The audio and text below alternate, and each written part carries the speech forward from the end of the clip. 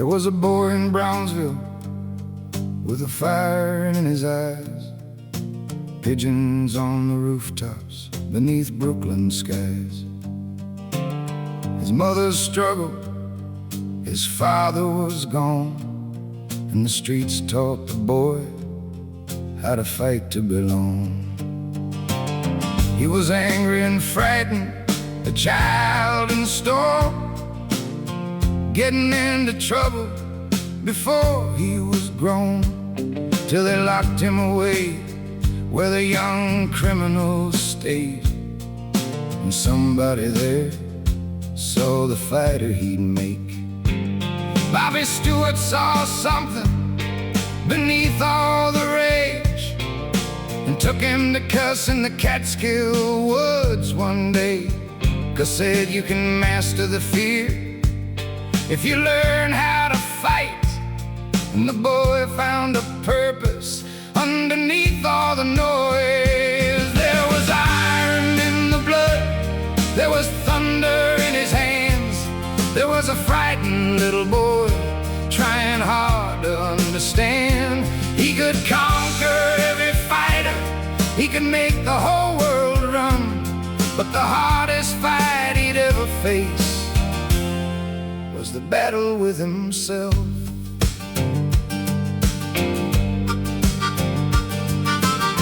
He trained while the rest of the world slept, every punch calculated, every promise kept. Then the victories came, and the knockouts came fast, and the kid from Brownsville left his troubled past. Burbick stood before him beneath the bright lights, and Tyson became champion that night.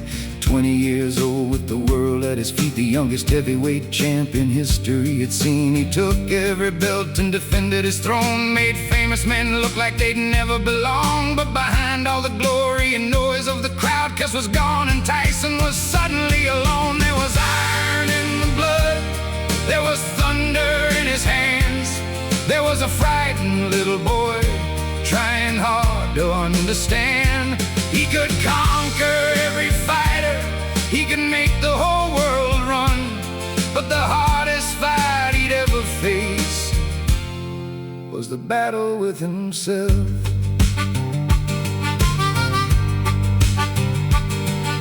When Tokyo came and the champion stood tall, nobody believed that the great one could fall. But Buster Douglas refused to surrender, and the night that followed changed everything forever. The champion went down and the whole world stared. The invincible man suddenly looked unprepared, and the empire cracked beneath one heavy blow, because nobody stays on top forever, you know. Then came the courtroom, the headlines, the shame, and prison doors closed on the fighter's name. 3 years passed behind walls and steel while the world argued over what Tyson was.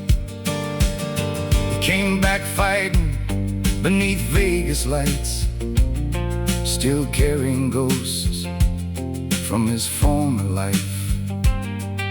The knockouts returned and the crowd roared again, but something inside him had never quite healed.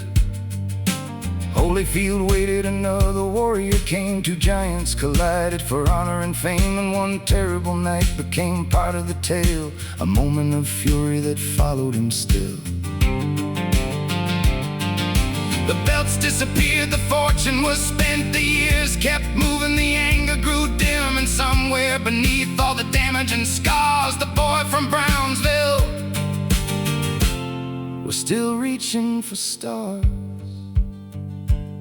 Maybe he wasn't born with a heart made of stone. Maybe the streets taught him how to survive on his own. Maybe every punch was a memory in disguise, every opponent another fear in his eyes. The world saw a monster, the world saw a king,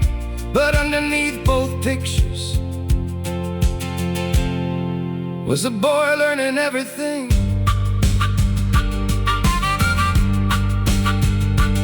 Now the story is older, the fighter is too, and time has a way of revealing what's true. A champion, a prisoner, a father, a man, still trying to understand the life that he ran. The world remembers Tyson, the power and fame, the knockouts, the titles, the headlines, the shame. But history's bigger than the worst thing you've done,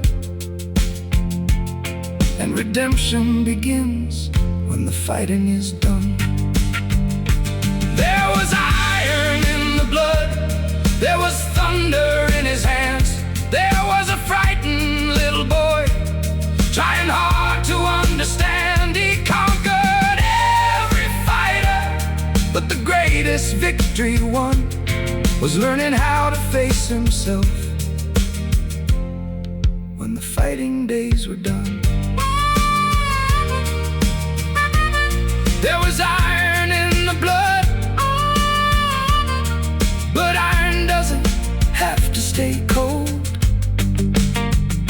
Sometimes a man finds freedom when he finally faces what he holds.